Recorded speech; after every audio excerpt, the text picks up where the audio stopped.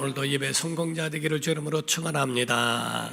우리 하나님은 선하신 분이십니다. 그 선하심으로 세상을 창조하셨고, 그리고 세상을 지으셨는데 세상에는 보이는 영적 물질 세계와 보이지 않는 영적 세계를 창조하셨습니다. 그 가운데 둘이 차원은 다르지만은 그러나 영적 세계와 물질 세계는 연관이 되어 있어서 모두가 다 연결되어 있는 모습을 보게 됩니다. 그러므로 성도들은 세상에 살아가면서 선과 악에 대하여 영적인 것을 분별할 줄 알고 살아가는 것이 성도들의 지혜라고 보는 겁니다. 영적 세계에 혼란이 올 때 물질 세계에도 혼란이 오게 되고, 영적 세계에 평안이 있을 때 또한 물질 세계에도 평안이 있다라고 보는 겁니다.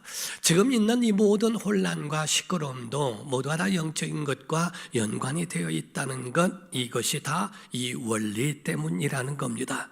사랑하는 성도 여러분, 이럴 때에 여러분과 우리 자신을 잘 정립하고 믿음으로 세워가야 여러분의 영혼도 보존하며 다른 영혼도 구원할 수 있고, 그리고 그들의 영혼을 세워줄 수도 있더라 하는 겁니다. 사랑하는 성도 여러분, 교회는 희망인 줄 믿습니다. 교회에는 세상을 구원할 뿐만 아니라 꿈과 비전을 심어주는 곳이 바로 교회라 하는 거지요. 그럼으로써 우리는 영적 생활하는 것은 굉장히 중요합니다. 어떤 사람의 글에 보니까 그 글 가운데에 세상에 있는 물질도 영적인 것이라고 이렇게 표현을 합니다. 그 영적인 의미가 있다고 하는 것은 우리가 사용하는 시간, 우리가 사용하는 돈, 우리가 사용하는 그 모든 마음이 전부가 다 물질 안에 들어있기 때문이라는 거예요.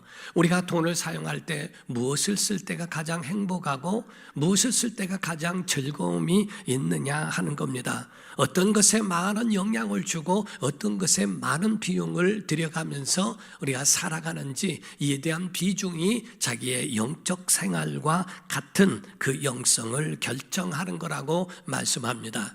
주님은 말씀하기를 마태복음 6장 21절입니다. 시작. 내 보물이 있는 그곳에는 내 마음도 있느니라. 아멘. 내 보물이 있는 그곳에는 내 마음도 있다라고 말씀을 하고 있어요. 보물이 있는 그곳에 마음이 있는 것처럼 우리의 모든 삶 속에도 이와 같은 마음이 있더라 하는 거지요. 우리가 사실상 경제가 어렵다, 우리가 세상이 시끄럽다라고 이야기하지만 사실상은 그보다 더 심각한 것이, 막장 시대에서 심각한 것은 정신적인 것이고 영적 세계라고 하는 것을 우리가 잊지 말아야 한다는 겁니다. 그러므로 이런 막장 세대의 이 시대에서 여러분과 제가 인지해야 할 것은, 이것이 우리에게 일부러 고난을 만들 필요는 없지만은 그러나 그 고난을 두려워할 필요도 없다는 겁니다. 이 모든 것을 하나님이 주시는 새 힘을 얻어 이 모든 것을 이겨내기를 주의 이름으로 축원합니다. 원래 그리스도인들은 힘들고 어려운 고난 때문에 망하는 법은 없더라 하는 겁니다. 차라리 낙심 때문에 절망하고 좌절하는 것 때문에 망하는 것이다 라고 이야기를 합니다. 개골이라고 하는 사람은 말하기를 죽음에 이르는 병은 고난이 아니라 좌절이다, 절망이라고 표현을 합니다.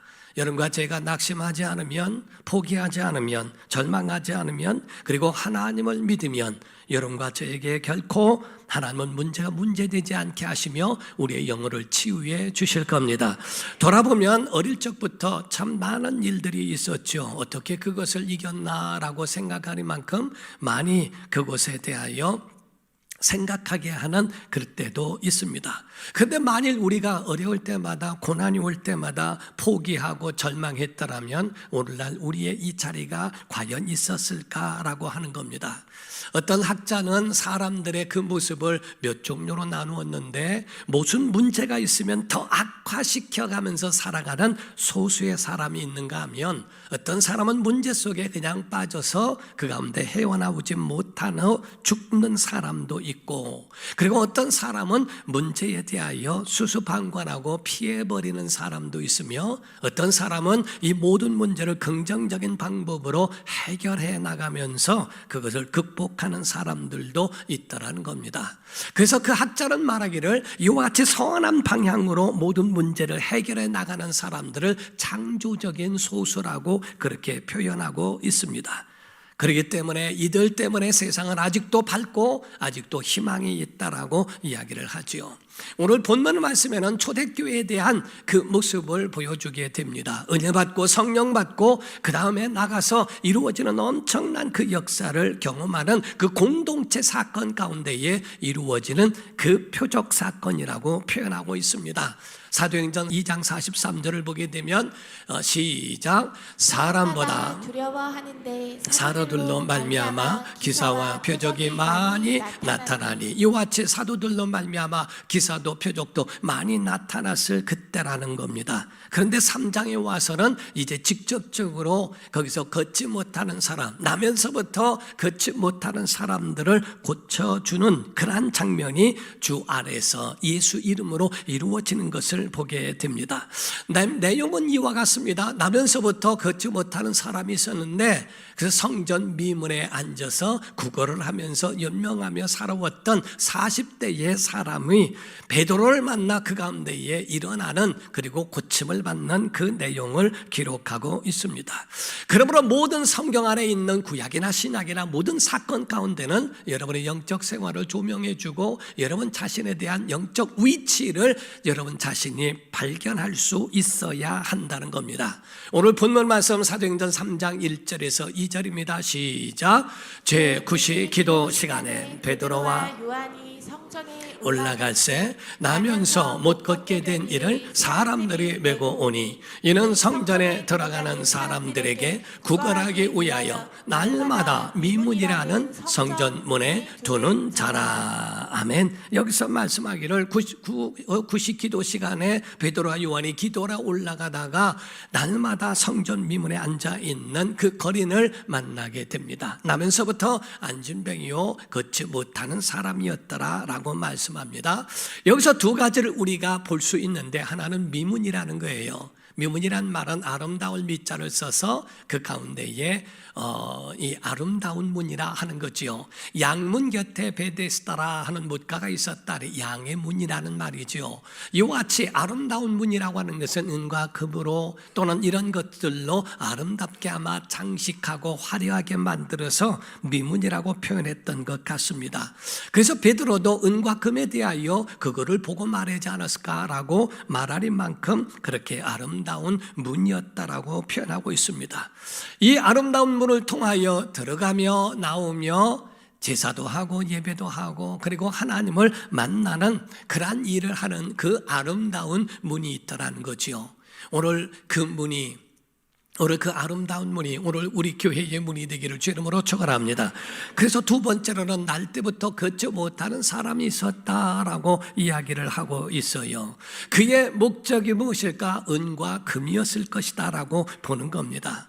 성도들은 이 사건을 통하여 자신을 돌아봐야 합니다. 여러분의 목적은 어디에 있습니까? 들어가고 나오면서 하나님을 제사하면서 만나는 것에 목적이 있습니까? 아니면 그 가운데 거린처럼 오직 은과 금, 그리고 들어가며 나오면서 던져주는 그 사람들의 그런 몇 푼에 여러분이 관심을 가졌던 거린과 같습니까? 하는 겁니다. 사도행전 4장 22절입니다. 시작. 이 표적으로 병 나은 사람은 40여세나 되었더라. 여기서 병 나은 사람이 40여세나 되었다라고 표현하는 것처럼 이와 같이 자기의 모든 인생에 있어서 옛날에는 평균 수명이 높지 않았거든요. 그러니까 일평생을 그와 같이 걷지 못하는 사람으로 거린으로 그렇게 살았기 때문에 희망도 없고 꿈도 없고 비전도 없는 그 사람이었다라고 보게 되는 겁니다. 안타깝게도 이 거린이라고 하는 이 사람은 문 앞에 멍석을 깔고 앉아 있었지만은 하나님과는 전혀 상관이 없었다 하는 거지요. 제사를 하는지 그 속에서 하나님을 만나고 하나님의 영광이 있는지 뭐가 있는지 자기하고는 전혀 상관이 없고 구원과도 전혀 상관이 없다라는 겁니다. 한국과 이스라엘의 명절은 달라서 한국의 명절은 지방으로 내려가고 부모님 계신 곳으로 내려갑니다. 그러나 이 이스라엘의 명절이라고 하는 것은 명절 때는 예루살렘으로 올라오거든요.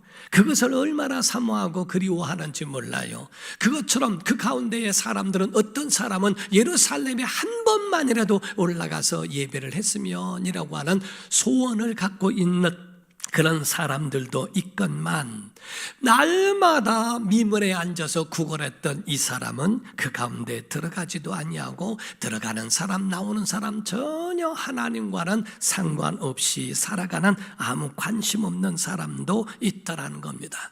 이 거리는 상징적으로 우리의 모습을 보여주고 있다는 거예요. 몸은 여기 있지만 마음과 목적은 다른 데 있지는 않습니까? 여러분이 지금 여기서 같이 있지만은 전혀 예배하는 상관이 없는 삶으로 있지는 않습니까? 한번 왔다가 그냥 퍼지게 좀 쉬었다가 가고 설교 시간에 잠도 자고 편안하게 보충하고 가면 되는 것이지 라고 하는 예배와 하나님과는 전혀 상관이 없는 그러한 삶으로 그렇게 예배에 참여하고 있지는 않습니까? 만약에 그렇다면 미문에 앉아있는 그러한 거린과 다를 바가 없다는 겁니다. 차라리 몸은 불편하지만 여러분의 마음은 희망을 갖고 주 앞에 나오는 성도가 되기를 주 이름으로 축원합니다. 경제적으로 어려울지라도 영혼까지 위축되지 말기를 주 이름으로 축원합니다. 사업이 한두 번 실패해서도 실패자의 인생으로 살지 말기를 주 이름으로 축원합니다. 돈은 잃었어도 하나님 앞에 나와서 다시 힘을 얻고 제대로 신앙생활 한번 해볼 수 있는 성도가 되기를 주 이름으로 축원합니다. 여러분 권면합니다. 여러분 모두가 다 성전 안에 들어와야 삽니다. 들어와야 승리할 수 있다는 거죠.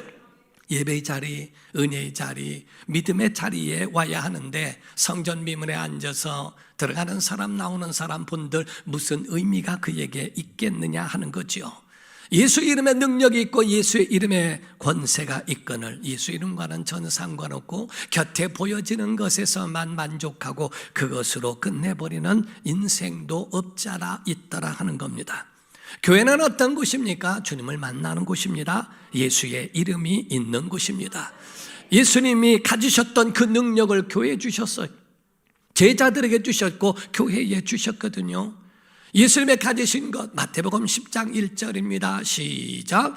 예수께서 그의 12 제자를 부르사 더러운 귀신을 쫓아내며 모든 약한 것을 고치는 권능을 주시니라. 아멘. 예수님만 가지신 능력이 아니라 이 권능을 바로 제자들에게 12 제자를 부르사 더러운 귀신을 쫓아내며 모든 병과 모든 약한 것을 고치는 권능을 주셨다. 그들에게 주신 것처럼 오늘날 여러분과 저에게도 그 능력을 주셨고 그 권세를 주셨다는 겁니다.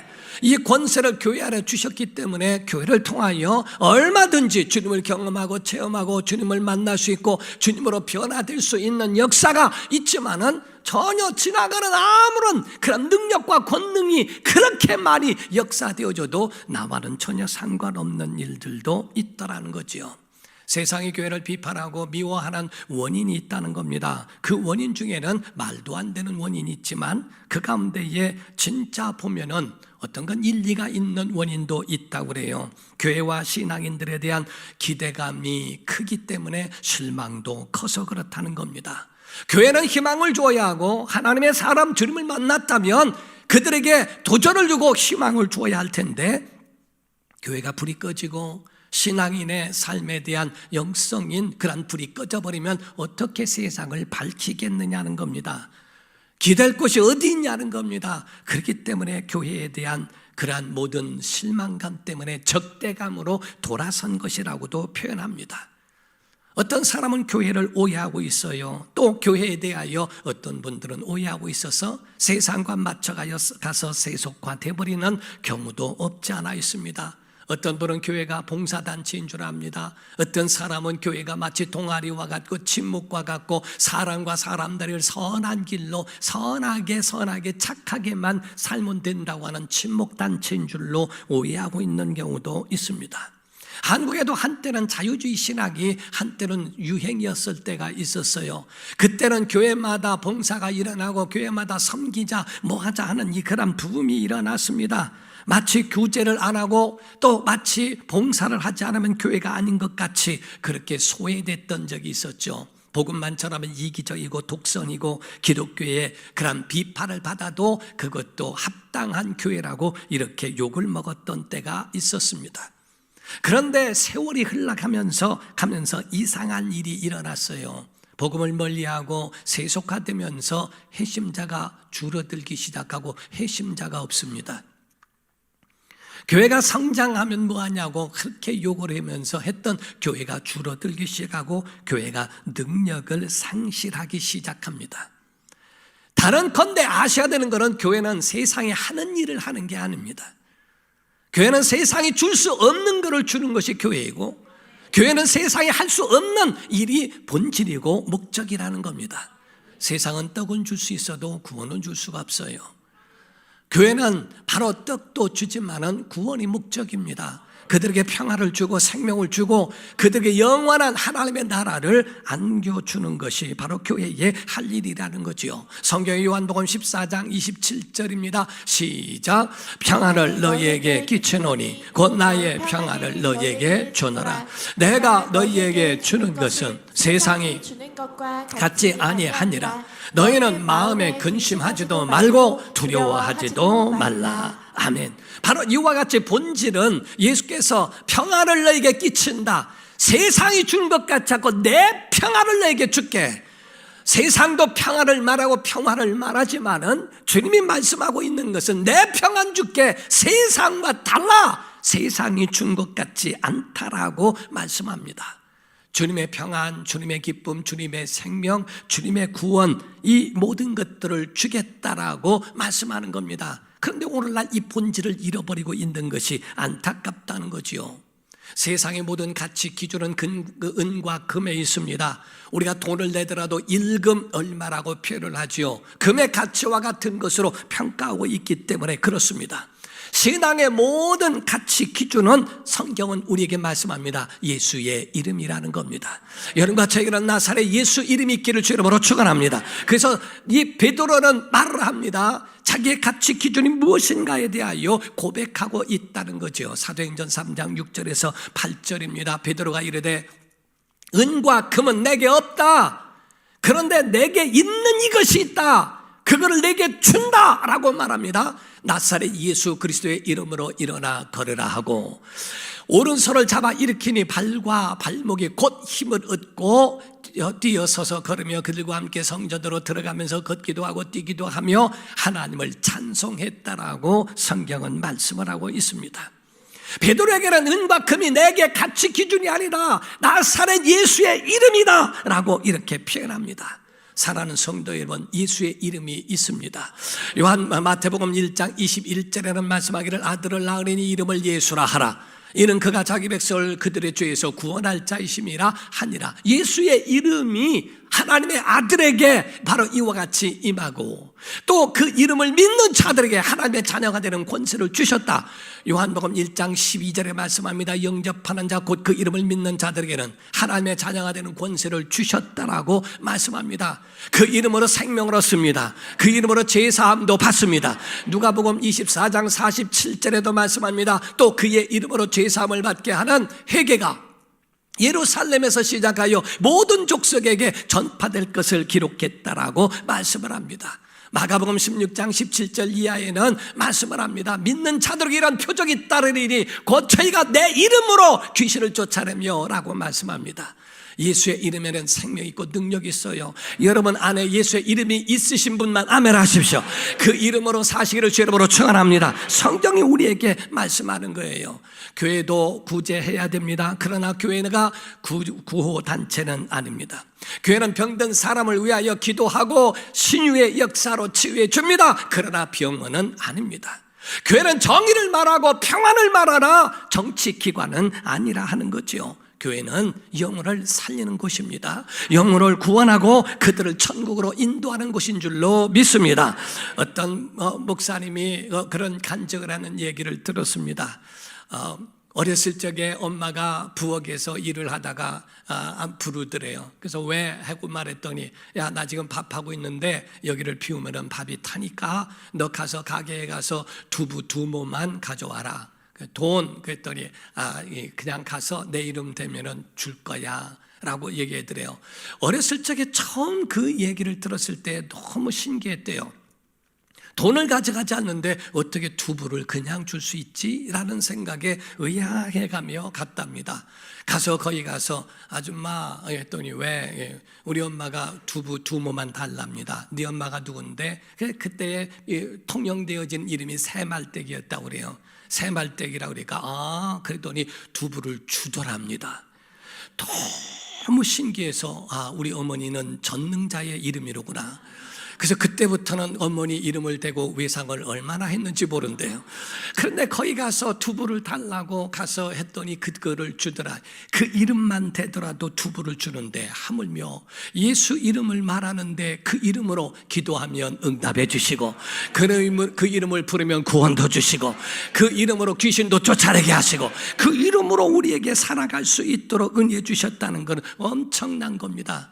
그래서 베드로의 선언은 신앙 고백이라는 거예요. 사도행전 3장 6절입니다. 시작. 베드로가 이르되 은과 금은 내게 없거니와 내게 있는 이것을 내게 주노니 나사렛 예수 그리스도의 이름으로 일어나 걸으라. 아멘. 바로 이와 같이 예수 이름으로 일어나 걸으라 라고 말씀을 합니다. 그 이름으로 걸을 때에 일어날 수 있는 힘이 그 발목에 일어나더라고 말씀을 합니다. 사랑하는 성도 여러분, 성경 안에는요 이와 같이 예수 이름을 위하여 행해진 그러한 표적들이 많이 일어납니다. 그 모든 표적들이 다 예수 이름을 증거하기 위한 도구로 쓰여졌다는 것을 아십니까? 그 이름을 전하기 위해서 다비다라고 하는 사람이 죽었으면 그 가운데에 살아나게 됩니다. 이 모든 것이 예수 이름으로 일어나게 한 역사라고 보여집니다. 사도행전 9장 32절에서 35절입니다. 그때 베드로가 사방으로 두루다니다가 루다에 사는 성도들에게도 내려갔더니 거기서 애니아라 하는 사람을 만나매 그는 중풍병으로 침상 위에 누운 지 8해라. 베드로가 이르되 애니아야, 예수 그리스도께서 너를 낫게 하시니 일어나 내 자리를 정돈하라 한데 곧 일어나니 루다와 샤론에 있는 사는 사람들이 다 그를 보고 주께로 돌아오니라 라고 말씀합니다. 예수의 이름으로 그랬더니 주께로 돌아오더라 이렇게 말씀하고 있다는 거죠. 감옥문이 열려 있고 그 가운데에 그 가운데 나간 줄 알고 간수가 자살하려고 할 때에 그때 아니다 내가 여기 있다 라고 하는 소리를 듣고 너무 충격을 받고, 아니 어떻게 해야 당신처럼 구원을 받을 수 있느냐라고 묻습니다. 그때 유명한 말씀을 하죠. 사도행전 16장 31절입니다. 시작. 이르되 주 예수를 믿으라 그리하면 너와 네 집이 구원을 받으리 하고. 아멘. 주 예수를 믿으라 그리하면 너와 네 집이 구원을 받으리라 이렇게 말씀을 합니다. 여러분과 제 안에는 예수의 이름이 있기를 주 이름으로 축원합니다. 그 이름으로 구원을 받는다라고 성경은 말씀하고 있어요. 미국에 있던 신학대학의 총장이 한국을 방문했대요. 남대문을 한번 돌아다니다가 한 사람을 발견하게 됐는데 다리가 없고 하체가 없는 가운데 고무다리를 고무로 이렇게 싸가지고 그거를 끌면서 막 가면서 물건을 파는 사람을 보았답니다. 너무 마음이 안타깝고 하는데 어떤 음악을 틀었는데 가만히 들어보니까 찬송가고 복음성가더라는 거죠. 너무 충격을 받아서 통역으로 이야기를 물어보고 했답니다. 아니 당신은 다리가 이렇게 되어졌는데도 어떻게 여기 나와서 이렇게 구걸을 하지 않고 물건을 파느냐라고 물었더니 그 사람의 진짜 목적이고 마음인지는 몰라도 그가 하는 말이 나는 수건을 팔라고 나온 게 아니라 예수 복음 전하러 나온 겁니다 라는 말을 하더래요. 거기에 이 총장이 너무 충격을 받고 자기 학교로 돌아가서 졸업하면서 나가는 그 학생들에게 거기서 후나 말씀하려고 준비했던 모든 원고는 다 찢어버리고 내가 한국이란 나라에 갔을 때 남대문에서 다리 없는 사람이 복음을 전하더라. 그는 수건 몇 장을 팔기 위해 나온 게 아니라 복음 전하라고 나왔다고 하더라 라고 말하면서, 여러분들은 지식 가지고 나가지 말고 여러분 예수 이름 가지고 나가라. 은과 금으로 목회하려고 하지 말고 예수의 권세로 목회하라 하면서 그들에게 그렇게 훈화했다라고 하는 이야기를 합니다. 사랑하는 성도 여러분, 여러분과 저에게 가장 소중한 것이 뭡니까? 만약에 여러분의 집에 불이 탔다면 그 가운데 여러분 속에 가지고 나오는 것이 뭐냐? 가장 소중한 것을 가지고 나올 것이라고 말하는데, 여러분 평생에 여러분의 모든 생애 바퀴를 살아가면서 여러분 그래도 지켜야 할 것이 있다고 한다면 무엇이냐고 보는 겁니다. 거린처럼 금인가 은인가, 아니면 베드로처럼 내게 있는 것 나사렛 예수 그리스도의 이름이라고 말한 것처럼 예수의 이름인가 하는 겁니다. 베드로는 그 가치를 알았다는 거예요. 과일은 먹어본 사람만이 그 맛을 평가할 수 있는 것처럼 주님 만난 사람들만이 그에 대한 이야기를 말할 수 있더라 하는 겁니다. 성전 미문에서 아름다운 문 앞에서 거리는 베드로를 만나 자기의 삶의 전환점이 되어집니다. 오늘 그 예배가 되기를 주의 이름으로 축원합니다. 주의 음성 듣고 예수 이름으로 다시 한번 승리하고 돌아서는 복된 이 시간 되기를 예수 이름으로 축원합니다. 예수 이름으로 살면 승리할 수 있어요. 예수 이름으로 살면 구원받을 수 있어요. 여러분 자신의 모든 것들을 다 여러분 넘어설 수 있고 극복할 수 있고 또한 주 안에서 승리할 수 있더라 하는 겁니다. 사도 바울은 골로새서에 이런 말씀을 합니다. 골로새서 3장 17절입니다. 시작. 또 무엇을 하든지 말에나 일에나 다 주 예수의 이름으로 하고 그를 힘입어 하나님 아버지께 감사하라. 말도 주 예수 이름으로 하고 일도 주 예수 이름으로 하라 이 말이에요. 술 마셔가면서 예수 이름으로 마실 수도 없고 담배 펴가면서 예수 이름을 할 수 없죠. 내가 하는 모든 말이나 욕설을 하면서 예수 이름으로 말하진 못하겠죠. 모든 삶의 모든 생활이 예수 이름으로 해서 하나님 아버지께 감사할 수 있도록 하라고 말씀을 합니다. 그런 여러분의 주어진 예수의 이름으로 오늘 일어나기를 주 이름으로 축원합니다. 여러분의 가정이 일어나기를 주 이름으로 축원하고 여러분의 영혼이 주의 이름으로 일어나기를 예수 이름으로 축원합니다. 기도합니다.